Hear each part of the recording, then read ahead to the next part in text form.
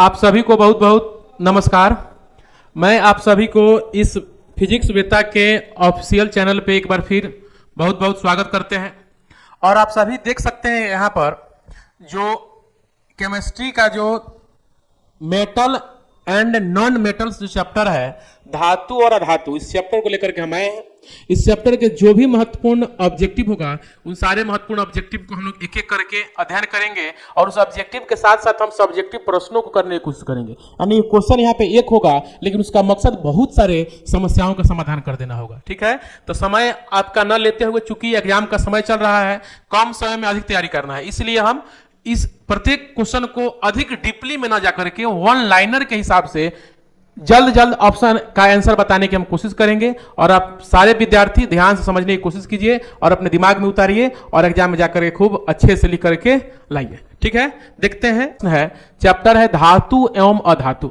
आप सभी जानते हैं कि धातु किसे बोलते हैं, अधातु क्या है। धातु वही है जो विद्युत का सुचालक हो, जिसमें तन्यता हो, जिसमें आघात वर्धनता हो, जिसे पिटने पर टन टन की आवाज आए, विद्युत का सुचालक हो, वह धातु है।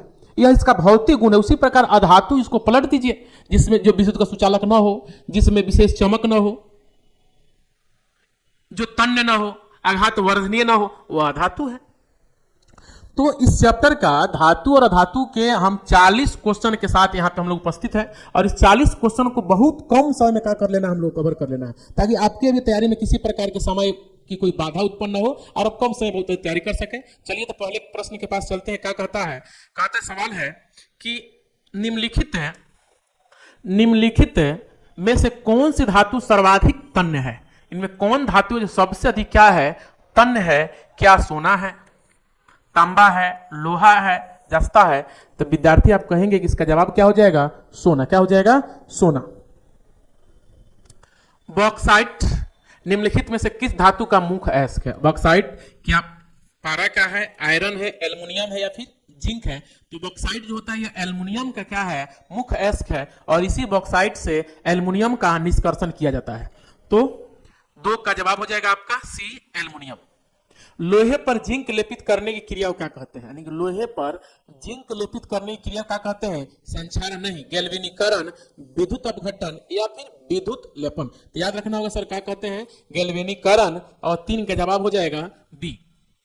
किस धातु को चाकू से आसानी से काट सकते हैं। देखिए कुछ धातुएं हैं जो बहुत मुलायम है, इतनी मुलायम है कि आप उसे चाकू से काट, जैसे सोडियम है, पोटेशियम है, लिथियम है। सोडियम, पोटेशियम, लिथियम, यह इतना मुलायम जैसे हम लोग पनीर चाकू से काटते हैं, उसी प्रकार आप इस धातु का काट सकते हैं। तो याद रखना होगा सोडियम, पोटेशियम और लिथियम, यही 3 को जो क्या है आपके पास धातु है, वो बहुत मुलायम होता है। लेकिन यहां पर देखिए कौन सा धातु दिया हुआ है, एल्युमिनियम है, नहीं होगा, मैग्नीशियम नहीं होगा, कॉपर नहीं होगा, क्या होगा, सोडियम, क्योंकि बहुत मुलायम होता है और रिएक्शन भी बहुत तेज करता है। और इस सोडियम को निकालकर थोड़ा सा पानी में बिक दिया जाए तो आप कुछ समय देखिए कि तालाब की सारी मछलियां ऊपर चली जाती है और लगता है कि तालाब में भी हाल फिलहाल में बारिश हुआ है। बम विस्फोट की तरह होता है कौन, सोडियम। यह जल से बहुत जल्दी क्या करता है, रिएक्शन करता है। मुलायम तो बहुत है लेकिन रिएक्शन बहुत खतरनाक करता है। तो 4 का जवाब हो जाएगा विद्यार्थी बी। कमरे के ताप पर द्रव अवस्था में रहने वाले धातु, यानी कौन सी धातु है, वह कौन सी धातु है जो कमरे के ताप पे द्रव बन जाती है, कमरे के ताप पे द्रव हो जाती है। क्या पारा है, तांबा है, सोडियम है, लोहा है। तो विद्यार्थी याद रखना होगा पारा। यह वही पारा है जिस पारा का उपयोग पहले या अभी भी डॉक्टर इसका प्रयोग करते हैं, जो थर्मामीटर होता है। अभी तो डिजिटल थर्मामीटर आ गया है, हम लोग डिजिटल थर्मामीटर शरीर के तापमान को मापते हैं, लेकिन पहले पारा वाला थर्मामीटर होता था, जिसे हाथ से झाड़ करके पारा को नीचे किया जाता था और फिर शरीर के तापमान को चेक किया जाता था। तो उसमें क्या होता था, पारा होता था। यही पारा है जो क्या होता है, कमरे के ताप पे क्या होता है, द्रव होता है। और 5 का जवाब हो जाएगा ए। कमरे के ताप पे द्रव अवस्था में रहने वाली अधातु। कमरे के ताप पे द्रव अवस्था में रहने वाला धातु था। पारा एक धातु है जो कमरे के ताप पर द्रव अवस्था में रहता है, लेकिन यहां पे कहता है कमरे के ताप पर द्रव अवस्था में रहने वाली अधातु कौन है। तो अधातु आपका हो जाएगा ब्रोमीन। क्या हो जाएगा, यह ब्रोमीन है जो कमरे के ताप पे द्रव अवस्था में पाया जाता है, लेकिन यह क्या है, अधातु है।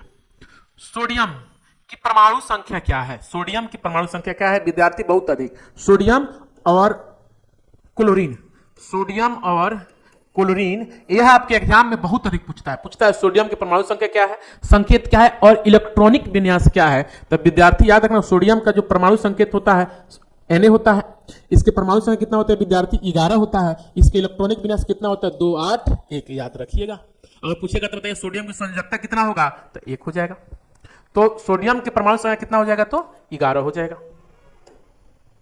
सोना की परमाणु संख्या, वही सोना जो लोगों को सोने नहीं देता है, उसी सोना की परमाणु संख्या क्या हो रहा है, पूछ रहा है। क्या 29 है, 89 है, 79 है, फिर 39 है। याद रखना होगा सर, सोना की जो परमाणु संख्या है वो कितना है, 79, यानी कि 79। ताम्र यानी कि तांबा एवं टीन के मिश्र धातु क्या कहते हैं? जो तांबा और टीन होता है उसके मिश्र धातु को हम क्या कहते हैं? क्या ब्रोंज बोलते हैं, ब्रास बोलते हैं, सोल्डर होता है, या फिर ड्यूरालुमीन होता है? तब कहना होगा सर ब्रोंज होता है। क्या होता है? ब्रोंज होता है। सीसा और टीन की मिश्र धातु को क्या कहते हैं? सीसा और टीन के मिश्र धातु को क्या सोल्डर है, स्टील है, गन मेटल है, मेटलॉयड है? तो आप कहेंगे सर सोल्डर। वही सोल्डर जो क्या होते हैं, जो सोल्डर का जो तार होता है ना, जो इलेक्ट्रॉनिक दुकान पे तारों को सोल्डिंग करने के लिए किया जाता है, वही तार क्या होता है विद्यार्थी? सीसा और टीन के मिश्र धातु से बने होते हैं। मालाचाइट किस धातु का अयस्क है? मालाचाइट किस धातु का अयस्क है? क्या मैग्नीशियम का है, कॉपर है, आयरन है, एल्युमिनियम है? तब विद्यार्थी कॉपर हो जाएगा। धातुओं का क्रियाशीलता का सही क्रम क्या है? धातुओं की क्रियाशीलता का सही क्रम क्या है? सोडियम है, magnesium, zinc, calcium, magnesium, sodium, zinc, copper है, सोडियम, जिंक, मैग्नीशियम, कॉपर, या फिर कॉपर, जिंक, सोडियम, मैग्नीशियम। तो देखिए विद्यार्थी खूब ध्यान समझिएगा, तो सबसे अधिक क्रियाशीलता वाला होता है पोटेशियम। पोटेशियम के बाद होता है कथी आपका सोडियम। सोडियम के बाद आपका क्या हो जाएगा? मैग्नीशियम। ऐसे करते करते 11 गो क्रम है। कितना है? 11 गो। तो यहाँ पे तो पोटेशियम है नहीं, यहाँ पे पोटेशियम है नहीं, लेकिन पोटेशियम के बाद देखिए विद्यार्थी क्या है? सोडियम है। तो देखिए सोडियम कहाँ है? सोडियम यहाँ पे है, लेकिन सोडियम के बाद क्या आता है? मैग्नीशियम आता है। तो यहाँ पे देखिए 2 जगह सोडियम, एक ऑप्शन ए में सोडियम है, ऑप्शन सी में सोडियम है। तो ऑप्शन सी में सोडियम के बाद जिंक आ गया है, जबकि सोडियम के बाद जिंक नहीं होता है। क्या होता है? मैग्नीशियम होता है। तब मैग्नीशियम के बाद जिंक, और जिंक के बाद क्या होता है? कॉपर होता है। इसलिए आपका सही जवाब हो जाएगा सोडियम, फिर मैग्नीशियम, फिर जिंक, फिर कैल्शियम, कॉपर। शुद्ध सोना कितने कैरेट का होता है? शुद्ध सोना, जो सोना होता है इसकी माप हम कथी में करते हैं विद्यार्थी? तो कैरेट में करते हैं। और शुद्ध सोना कितना कैरेट का होता है? 24 कैरेट का। लेकिन यह आभूषण बनाने के लिए क्या होता है? प्रयुक्त नहीं होता है। क्या होता है? यह आभूषण के लिए प्रयुक्त नहीं होता है। अब क्यों नहीं होता? क्योंकि इसमें टूटने की संभावना बहुत अधिक होता है। इसीलिए हम लोग आभूषण में 22 कैरेट या 18 कैरेट का प्रयोग करते हैं। लेकिन यहाँ पे कहता है कि शुद्ध सोना कितने कैरेट का? तब विद्यार्थी शुद्ध सोना कितने? 24 कैरेट है। कितने कैरेट का होता है? 24 कैरेट का। और देखिए हम लोग के समाज में इस सोना को लेकर बहुत बड़ी धारणा है। क्या है? देखिए हम लोग जब जाते हैं बाजार में खरीदने के लिए, 22 कैरेट होता है, एक 24 कैरेट होता है, और एक 18 कैरेट होता है। लेकिन जानते हैं ना हम लोग क्या है? रेट की महामारी है। कहां पे कम? आज भी पढ़े लिखे लोगों में, इतना शिक्षित लोगों में, लोग आज भी, जबकि सब डिजिटली नेट पे अवेलेबल है, उसके बाद भी लोग सोचता है कि सोना की दुकान पे हम जाएं और सोना में सस्ता मिल जाए। आएगा दुकान में, आपके दुकान में कैसे है? तो बोलेगा 1,30,000। बाप रे बाप, बहुत महंगा। फला दुकान में गए थे तो हमको 1 लाख में दे दिया था। तो सोनारू समझ जाएगा गो, ये लोग कैरेट वाला नहीं है, ये लोग रेट वाला है। कहेगा ठीक है बैठिए। क्या कर देगा आपको? कहेगा कि आइए 1 लाख से सस्ता में आपको हम दे देंगे, 1 लाख से सस्ता में दे देंगे। और क्या लाकर ढकेल देगा? 18 कैरेट दे देगा। 18 कैरेट लेके जाइए। तो तब कहेगा बाप रे बाप, वो दुकानदार बहुत बढ़िया है, बहुत सस्ता सोना देता है, सस्ता सोना दिया है। सोना का वही दिया, आपको 24 कैरेट थोड़े दिया, ठीक है ना? तो सोना 24 कैरेट में क्या होता है? 24 कैरेट में सब का सब सोना होता है। अगर हम 22 कैरेट की बात करें तब विद्यार्थी 22 कैरेट में 22 भाग सोना होता है, और जो 2 भाग होता है यह या तो तांबा होता है, या फिर चांदी होता है, या फिर पित्तल होता है। अगर हम 18 कैरेट की बात करें तो इसमें 18 भाग सोना होगा। 18 भाग क्या होगा विद्यार्थी? सोना होगा। और 6 भाग में क्या होगा? तांबा और चांदी, या फिर तांबा पित्तल होता है। तो याद रखना होगा शुद्ध सोना कितने कैरेट का? तो विद्यार्थी 24 कैरेट का। आभूषण बनाने वाला सोना होता है, देखिए आगे ना, आभूषण बनाने वाला सोना होता है। बनाने के लिए तब 24 कैरेट बना सकते हैं, लेकिन अड़ेगा नहीं, जल्दी टूटेगा। 24 कैरेट, 16, 22 या फिर 15। तो आप कहेंगे सर 22 कैरेट आभूषण के लिए सबसे उपयुक्त है। सिलिकॉन क्या है?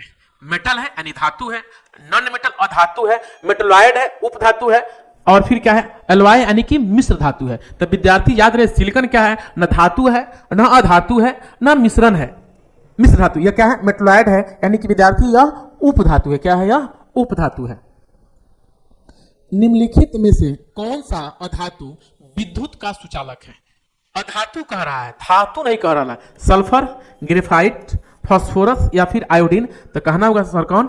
जो ग्रेफाइट होता है, यही ग्रेफाइट जो विद्युत जो क्या है, ऐसे है अधातु, लेकिन यह विद्युत का क्या होता है? सुचालक होता है। या वही ग्रेफाइट है जो हम लोग पेंसिल में जो काले वाला जो भाग होता है जिसे हम लोग लिखते हैं, वही काला वाला भाग जो होता है वह क्या है विद्यार्थी? ग्रेफाइट है। तो आपका जवाब हो जाएगा 16 का बी हो जाएगा।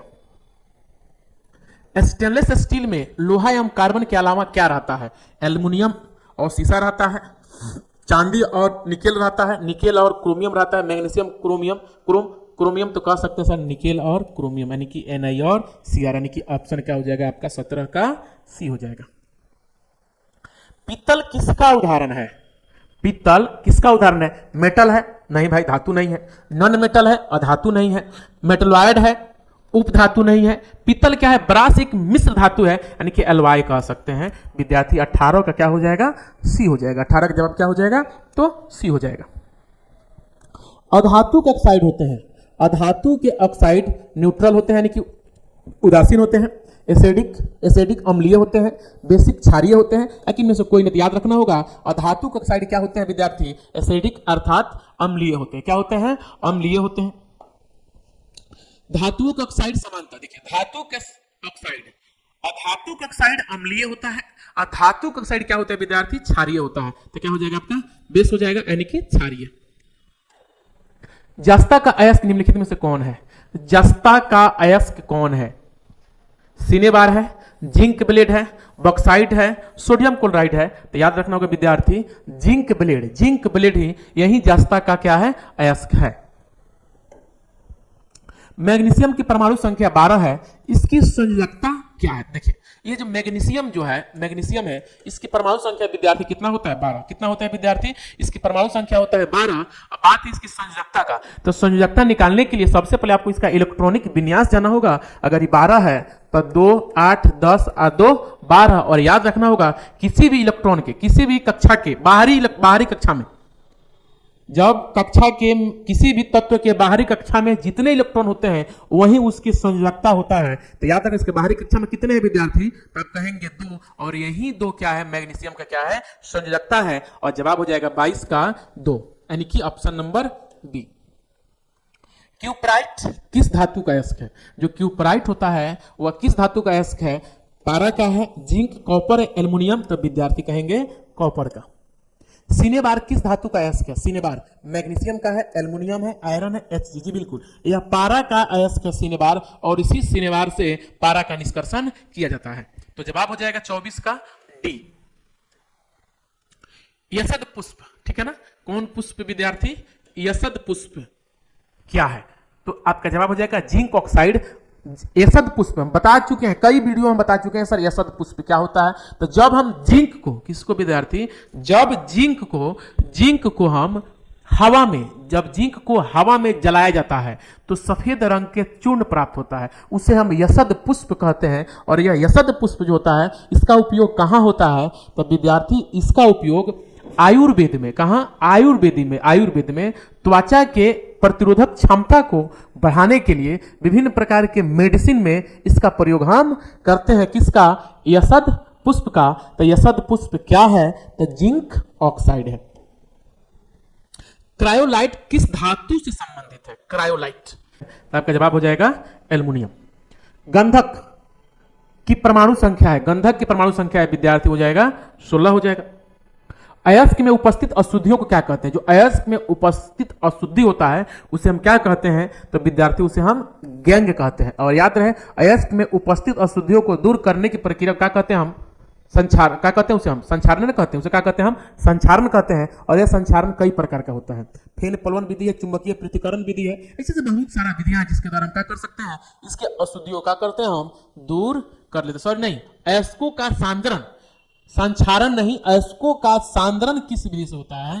तो अयस्क में उपस्थित अशुद्धियों को दूर करने की प्रक्रिया को हम अयस्कों का सांद्रण कहते हैं। और यह सांद्रण कई प्रकार की है, हाथ से चून करके है, विद्युत चुंबकीय विधि है, गुरुत्व पृथ्वीकरण विधि है, फेन पलवन विधि है, बहुत सारी विधियां हैं जिसके द्वारा हम अयस्क का सांद्रण करते हैं। तो यहां कहता है अयस्क में उपस्थित अशुद्धि को क्या कहते हैं विद्यार्थी? तो हम गैंग कहते हैं। निम्नलिखित में से कौन सबसे अधिक अभिक्रियाशील धातु है? कौन? मैग्नीशियम है, एल्युमिनियम है, जिंक, पोटेशियम। तो विद्यार्थी सबसे अधिक अभिक्रियाशील धातु कौन है? तो पोटेशियम है। लोहे के फ्राइंग पैन को जंग से बचाने की उपयुक्त विधि है apply grease, apply paint, zinc coating, all of these. बिल्कुल क्या हो जाएगा? यानी अप्लाई ग्रीस यानी ग्रीस लगा करके, उस पर पेंट करके, जिंक का लेपन करके, या फिर इसमें सभी। तो आप कहेंगे सर ऑल ऑफ दीज, यानी कि इनमें सभी का हो जाएगा, आपका जवाब हो जाएगा। इलेक्ट्रॉन के स्थानांतरण से बने यौगिक कहलाते हैं, यानी कि जो इलेक्ट्रॉन के स्थानांतरण से बने यौगिक क्या कहलाते हैं? कोवैलेंट कहलाते हैं, आयोनिक कहलाते हैं, ऑर्गेनिक कहलाते हैं, नॉन कहलाते हैं। तब कहना होगा आयोनिक होते हैं। क्या होता है? आयनिक के, यानी कि आयनिक यौगिक का क्या होता है? निर्माण होता है, यानी कि आयनिक होता है। तो जवाब क्या हो जाएगा? कौन सा यौगिक? तो आयनिक यौगिक 31 का हो जाएगा विद्यार्थी, बी हो जाएगा।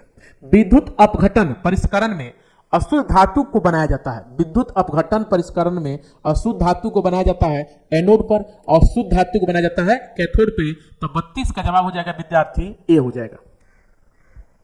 एल्युमिनियम पर मोटी ऑक्साइड परत बनाने की प्रक्रिया को क्या कहते हैं? गैल्वेनाइजेशन कहते हैं, एनोडीजिंग कहते हैं, कुरेशन कहते हैं, नॉन। तो एनोडीजिंग कहते हैं कब? जब एल्युमिनियम पर क्या करते हैं? एक मोटी ऑक्साइड का परत बनाने की प्रक्रिया को हम एनोडीजिंग भी कहा जाता है। हेमेटाइट किस धातु का अयस्क है? हेमेटाइट किस धातु का अयस्क है? सोडियम, कैल्शियम, एल्युमिनियम, फिर आयरन। तो आप कहेंगे सर जो हेमेटाइट जो होता है वह आयरन का क्या है? अयस्क है। मुक्त अवस्था में पाई जाने वाली धातु है, जो मुक्त अवस्था में, क्या कॉपर है, आयरन है, गोल्ड, फिर मरकरी। तब कहेंगे सर आयरन। आयरन ही है जो क्या होता है? मुक्त अवस्था में पाया जाता है। सक्रियता श्रेणी में ऊपर के धातुओं का निष्कर्षण किया जाता है। सक्रियता श्रेणी में जो ऊपर के धातु होते हैं उसका निष्कर्षण किस विधि से किया जाता है? इलेक्ट्रोलाइसिस, स्मेल्टिंग, फोर्थ फुल्टेशन या फिर हीटिंग। तब कहना होगा इलेक्ट्रोलाइसिस, यानी कि विद्युत अपघटन। कौन विधि से? विद्युत अपघटन, यानी कि सक्रियता श्रेणी में ऊपर की धातुओं का निष्कर्षण हम विद्युत अपघटन विधि से कर सकते हैं, यानी कि इलेक्ट्रोलाइसिस, यानी कि 36 का जवाब हो जाएगा ए। NaCl किस प्रकार का यौगिक है? NaCl यानी कि जो सोडियम क्लोराइड है वह किस प्रकार का है? कोवैलेंट है, आयनिक है, बोथ है, नॉन। तो आप कह सकते सर आयोनिक है, ठीक है ना। तो 37 जवाब हो जाएगा बी।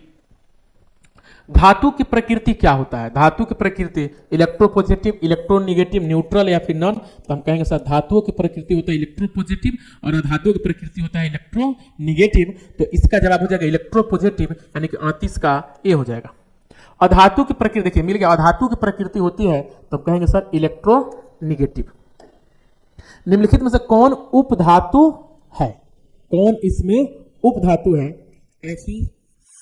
Cu, निकेल या Sb। तो आप कह सकते हैं ऑप्शन नंबर डी, यानी कि इसमें क्या है? सब क्या है? धातु है, और एक ही Sb जो है क्या है? आपका अधातु है, ठीक है ना। चलिए आप सभी का बहुत बहुत धन्यवाद इस सेशन से जुड़ने के लिए। अगर आप सभी को यह क्लास का हो, आप सभी को अच्छा लगा हो, आपको समझ में आया हो, तो गुरु दक्षिणा के रूप में कुछ नहीं दे सकते हैं, कम से कम इसे लाइक, शेयर और अपने हित मित्र के पास जरूर शेयर कीजिए और उनसे बोलिए सब्सक्राइब करें, जुड़े और इस चैनल से जुड़ करके अपनी तैयारी को आगे बढ़ावें। धन्यवाद।